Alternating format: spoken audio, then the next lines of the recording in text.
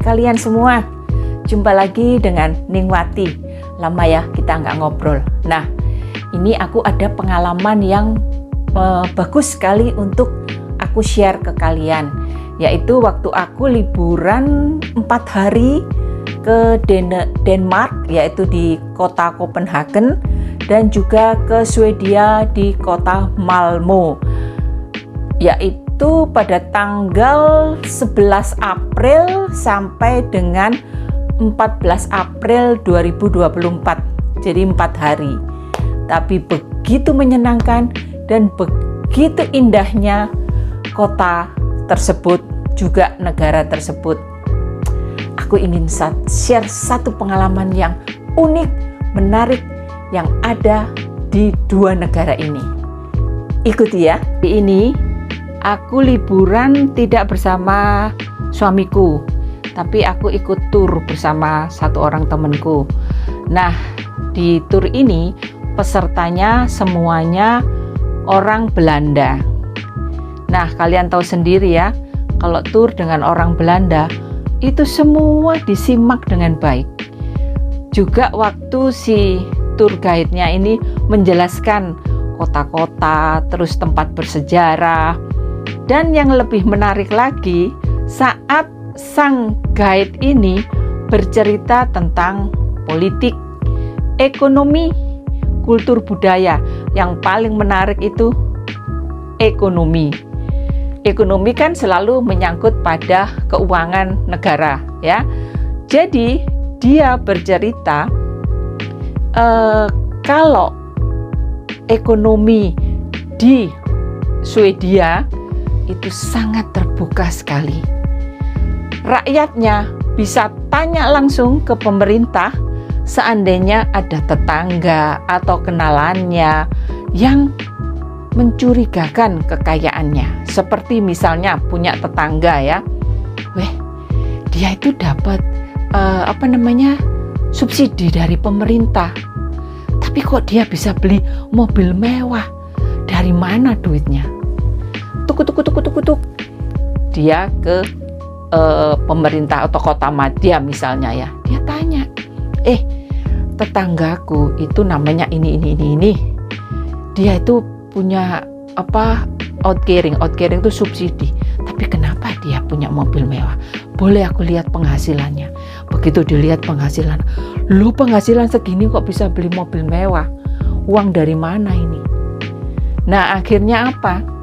Pemerintahnya menyelidiki langsung. Bagusnya itu ya, pemerintahnya bertindak langsung atas atas pengetahuan dari si tetangga ini. Dan waktu dilihat, oh ya, seperti ini. Jadi begitulah, sangat terbuka. Kalau di Belanda sama Denmarken sepertinya sama deh. Yaitu polisinya itu tetangga. Jadi awas ya dengan tetangga. Baik boleh, tapi kita juga harus hati-hati. Tapi kalau kita nggak punya secret, buat apa kita takut, ya toh? Tapi aku hanya sharing aja. Biasanya tetangga itu yang suka melaporkan kejadian di seputar kita tinggal. Misalnya nih ya, kita kerja di suatu tempat. Kan di sini semuanya itu ada minimum loan ya. Juga gaji seseorang itu bisa dilihat dari pekerjaannya. Nah, itu terbuka di sini, bisa dilihat di internet. Nah, jika seseorang itu gajinya tidak besar, terus dia memiliki mobil mewah, penampilan mewah, tas-tas yang luks, kondisi rumah itu rumah sewa misalnya, tapi kok kehidupannya moncreng gitu ya, dia lapor ke polisi atau ke pemerintah setempat ya, aku nggak tahu, tapi yang jelas itu diselidiki sama polisinya, diikuti terus. Nah, setelah data-data terkumpul, kalian didatengin rumahnya, digeledah, dan apa yang menurut pemerintah itu tidak sewajarnya ya disita. Tidak ada tedeng aling-aling, tidak ada oh kamu punya kamu orang terkenal, kamu orang penting, nggak ada. Salah ya salah, walaupun itu orang penting sekalipun di Belanda ya, kalau terbukti korupsi ya, atau istilahnya ada pencucian uang ya, ditangkap, terus diselidiki, ditanya, dan semuanya lah. Begitu di sini. Dan itu nggak makan waktu lama, cepet, tek, udah. Yang aku baca di koran loh ya. Jadi ini bukan dari pendapatku pribadi, cuman aku dengar dari kiri kanan seperti itu. Jadi kenapa negara-negara di Eropa ini sangat kecil kemungkinan untuk korupsi? Ya karena itu tadi, walaupun kamu pengusaha ya, itu bisa dilihat semua. Jadi antara bank sama pajak itu terbuka, ada hubungan. Jadi uang kita di bank itu pajak bisa lihat. Kita sewa rumah bayarnya lewat bank. Itu pihak penyewa bisa lihat, oh ini penghasilannya segini. Kok dia masih bayar sewa segini. Dilaporkan ke pajak. Langsung ditindaklanjuti, dinaikkan sewanya. Begitu praktis, ekonomis, dan cepat. Datanya juga aktual, konkret. Kita sebagai warga negara nggak bisa mengelak. Nggak bisa kaya sekali, tapi terjamin. Kerja keras, tapi ada hasil. Itulah hidup di negara maju,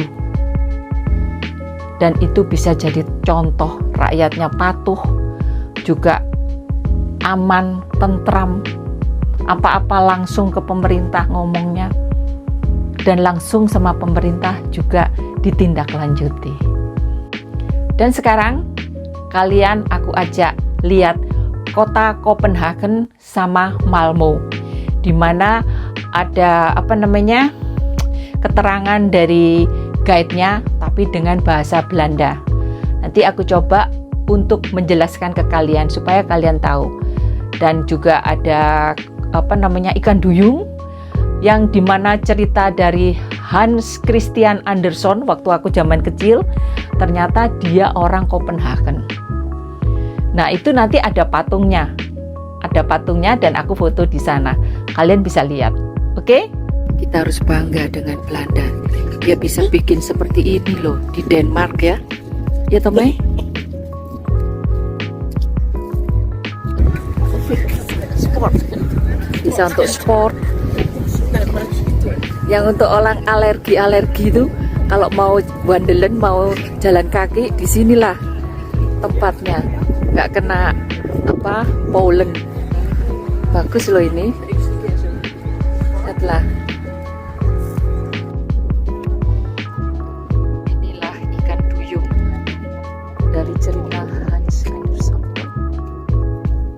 Sekarang kita kembali ke kota di Denmark, Copenhagen. Ramai.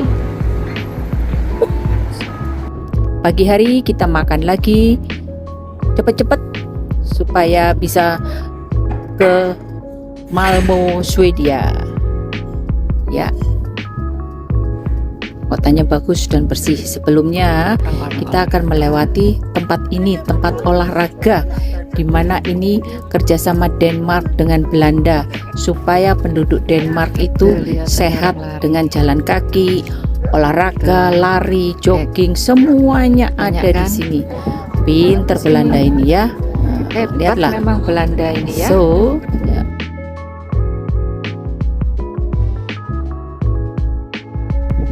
Welcome in Malmö, Sweden.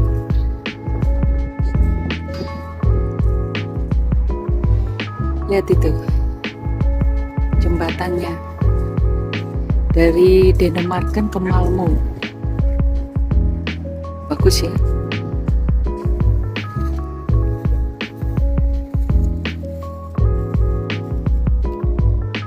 Nah, ini Malmö yang kotanya dengan bangunan-bangunan yang baru. Lihat itu, bagus bangunannya, megah ya, modern lagi, bersih. Lihatlah. Nah, ini air laut sering masuk ke sini untuk dibawa lagi ke laut. Jadi muter. Ini bagus pengairannya untuk kota Malmö. Ya, lihat tuh. Ilmoi. Praktek.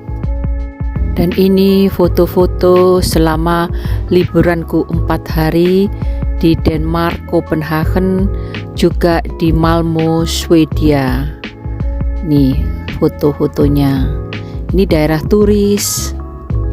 Nah, banyak sekali dikunjungi turis. Juga ada jual souvenir, makanan khas Denemarken dan Sweden. Nah, ini dia patung-patung. Ini yang di kota. Nah, banyak sekali bangunan-bangunan lama memang.